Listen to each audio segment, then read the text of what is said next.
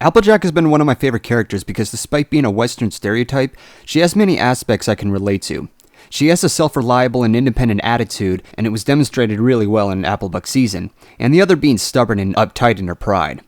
In personal cases, I can relate to her. Also, while many others consider AJ to be a Southern stereotype, I actually enjoy her Southern accent and personality. I don't know, I sometimes have a thing with those kinds of people, regardless of me being a Californian. It's been a long time since Applejack had her very own episode, and, well, I'm still waiting for a Fluttershy episode.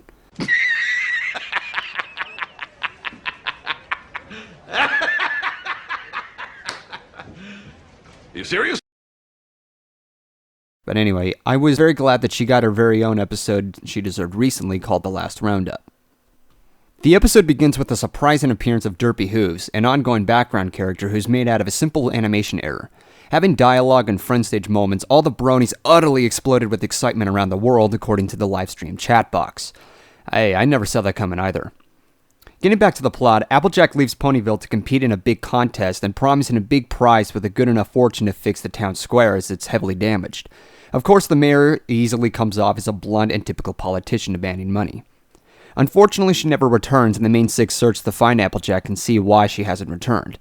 After being found, however, in a small western village, they only discover that Applejack's hiding her reasons. The ponies do whatever they can to get her to talk, even to extreme measures of spilling the beans, but Applejack still hides it.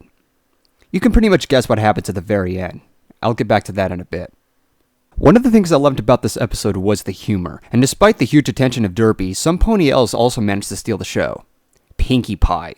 Holy crap, was she hilarious. Both baby cakes in this one really upped her humor. And her humor was great as it was, despite my first thoughts last year. She was so funny when she ran her mouth off about a cherry pastry she likes to call either a chimichurri or a cherry chunga. After being used as a torture device also from Rainbow Dash, I couldn't help but laugh. Again, I didn't see it coming. And if that wasn't enough, her reactions to a broken Pinkie promise was even more convincing, especially given that she spoke as a demonic voice. Watching it alone will speak for itself.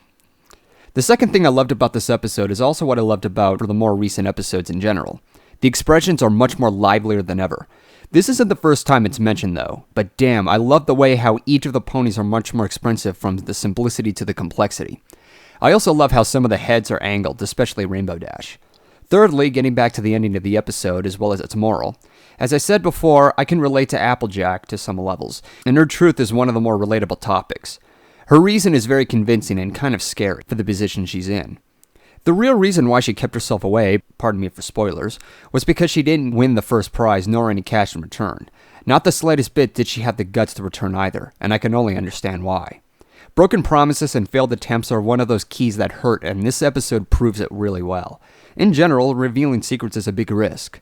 Given that I've had many secrets kept to myself, I know how Applejack feels.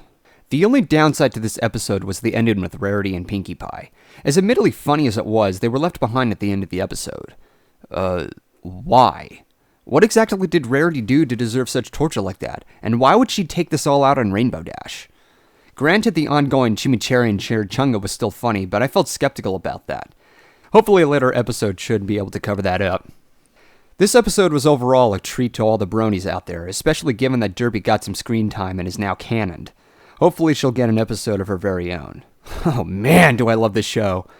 The only possibility is if we see one with Octavia or DJ Pon 3. Yeah, she was mentioned before. Maybe she'll have red eyes after all, I don't know. Until then, we'll just have to wait and see. So to all you bronies out there, take care.